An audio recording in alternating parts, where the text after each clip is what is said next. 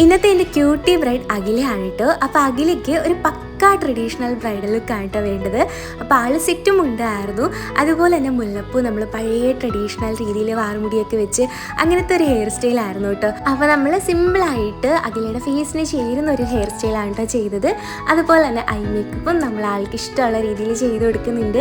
കണ്ണൊക്കെ വാലിട്ട് എഴുതി ഹൈലൈറ്റഡ് ആയിട്ടുള്ള ഒരു ഐ മേക്കപ്പ് ആട്ടോ ചെയ്തത്. അതിനുശേഷം ഐബ്രോസ് ഫില്ല് ചെയ്ത് കൊടുക്കുന്നുണ്ട്. അപ്പോൾ അഖിലയെ നേരത്തെ സംസാരിച്ച സമയത്ത് എൻ്റെ അടുത്ത് പറഞ്ഞത് ആൾ ലിപ്സ്റ്റിക്ക് പോലും ഉപയോഗിക്കില്ല, ഭയങ്കര സിമ്പിളാണെന്നാണ്.